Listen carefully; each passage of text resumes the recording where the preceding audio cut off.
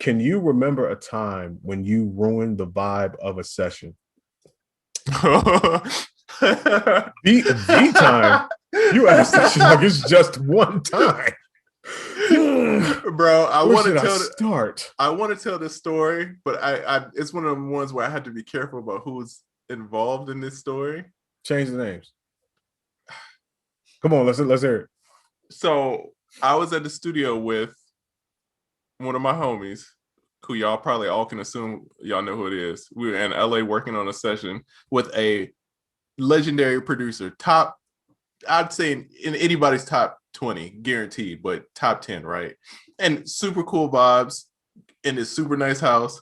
And I'm not the biggest smoker. At that point, I was not the biggest smoker. I don't smoke currently, but at that time, I super was not a big smoker. And when certain people invite you to smoke, you just kind of, it's like, why not? Facts. Not a bright idea when you, especially around a bunch of people you don't know. And LA is a little different than what you're used to. So it's, let's say I was chilling with Elon in Mars for a second, you know what I mean? And then the artist walks in, and I felt like I was acting weird. And he kept mentioning in the song about how people was like throwing off his vibe and acting weird. Well, this story got great. So bro, it was, and I was in the bathroom, like washing my face off, like, come on, bro, you got to do better than this. You got to do better than this. So anytime now that I'm in a session, I stopped smoking. I don't smoke anymore, but I don't overly drink. I don't overly do anything if I'm going to be in a session with somebody, especially if it's like a big one, because I need to be sharp. I need to be on my toes. Facts. And I felt like I was just staring off into space, and I was just being that weird guy in the room for that moment.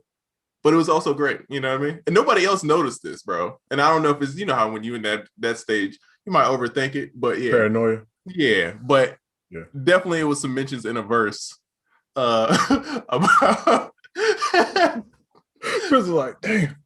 And the crazy thing, a great song came out of that did well on the radio. So it was all like it was a great time. Dog, my man was watermelon sugar high. Right. You might get contact in the session with me. Hey, Beats Music, we all know the vibe, bro. We all know the vibe with you, bro. We've been several places with you. We know what time it is for sure. Okay. Oh, I got one because I've technically got like a billion of these. I learned fast, but one time, I went to where was we at? Miami. I went to Miami to work with Tim. I forgot what we were working on, right? But whatever it was, everybody was so super hyped. Let me tell you how dope it was. I'm in the hotel, right? And instead of going to the studio, like the Hit Factory or whatever, Tim had the tour bus because there was a tour going on. He pulls the tour bus up to the hotel, like literally underneath of my hotel room window, right? So he's like, yo, got the bus, blah, blah, blah, blah. Come downstairs. Grab my shit, come running downstairs. We finna get on the bus, make it do what it do, work on some shit. Dog, I opened my bag and I did not have my laptop. Ooh. I had just landed in Miami, maybe a couple, like I've been there for like 3 hours. Did not have my laptop, bro.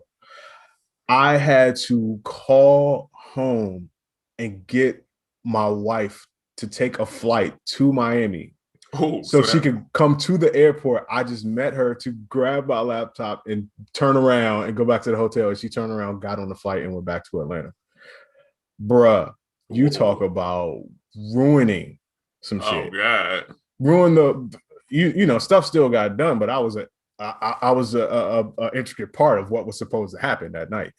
And yeah, I didn't get my laptop until I think the next morning. Damn. Dog.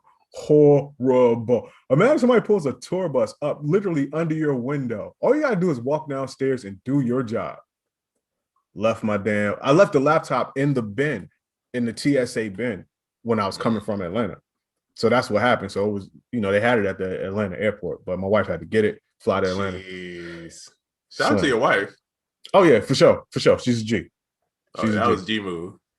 Yeah, that was a G move right there. Yeah. Oh man. Ever since then, never made a mistake anywhere close to that. And nobody was tripping except for me. I was the hardest on myself. I felt like an ass, cuz felt like an ass.